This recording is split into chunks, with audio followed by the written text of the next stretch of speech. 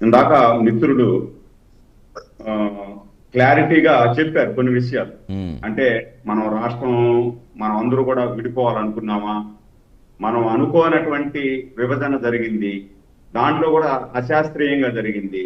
ఉమ్, అశాస్త్రీయంగా జరిగినటువంటి విభజనలో మనం ఆంధ్ర ప్రజలు పావులుగా మిగిలిపోయాం.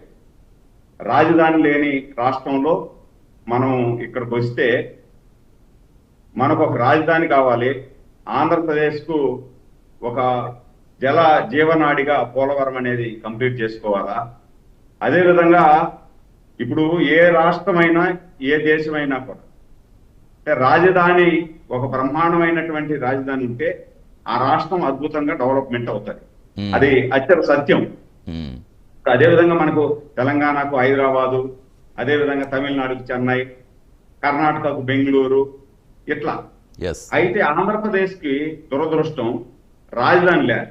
ఆ ఉమ్, రాజధాని కోసం తాతలు తండ్రులు ప్రాణానికంటే మించి ఆప్యాయంగా ఆనందంగా పెట్టుకునేటువంటి పొలాల్ని ఒకే ఒక లాఠీ కూడా గిరక్కుండా ఉమ్, 33,000 ఎకరాలు భావితరాల భవిష్యత్తు కోసం మేము త్యాగం చేస్తున్నాం.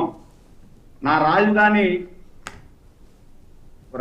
లేని రాష్ట్రంగా ఉండకూడదు నా ఆంధ్రప్రదేశ్ అని చెప్పి అక్కడ ఉన్నటువంటి రైతులు త్యాగం చేశారు. త్యాగం చేస్తే ఆ రోజు ఇదే ప్రతిపక్ష నాయకుడిగా జగన్మోహన్ రెడ్డి గారు దానిలో మాట్లాడుతూ, నేను ప్రాంతీయ తత్వాలు రెచ్చగొట్టకూడదు అనే ఉద్దేశంతో ఉమ్, నేను ఒప్పుకుంటున్నాను. ఎక్కడైనా మీరు రాజధాని పెడితే 30 ఎకరాలు తగ్గకుండా రాజధాని ఉండాలి. అప్పుడే మనకు రాజధాని బాగుంటుంది అని చెప్పి మాట్లాడినటువంటి ఇదే జగన్మోహన్ రెడ్డి గారు వీళ్ళ ఆ రోజు ఉన్నటువంటి సహచరులు రోజా గారు కానీ, సజ్జల రామకృష్ణారెడ్డి గారిని కానీ, అదే కొంతమంది, చంద్రబాబు గారికి అయితే అక్కడ ఇల్లు లేదు, మాకు జగన్మోహన్ రెడ్డి గారు ఇక్కడే తాడేపల్లిలో ఇల్లు కట్టుకున్నాడు, రాజధాని ఇక్కడ నుండి ఎక్కడా వెళ్ళదు, ఇక్కడే ఉంటుంది రాజధాని ఉమ్, అని చెప్పి చెప్పడం. వీళ్ళందరూ చెప్పారు కాబట్టే రైతులు భూములు ఇచ్చారు. అంటే చంద్రబాబు నాయుడు మీద నమ్మకంతో పాటు వీళ్ళందరూ కూడా ఈ రాజధాని ఇక్కడే ఉంటుంది అని చెప్పారు కాబట్టి భూములు ఇచ్చారు.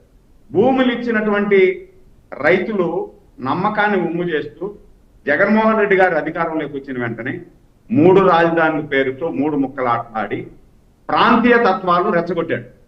ఆ రోజు రెచ్చగొట్టడం ప్రాంతీయ తత్వాలు దాంట్లోనే కదా, అప్పుడే కదా, ఎప్పుడైతే 3 రాజధానులు అన్నాడో అప్పుడే ఆంధ్రప్రదేశ్ అతలాకుతలం అయిపోయింది.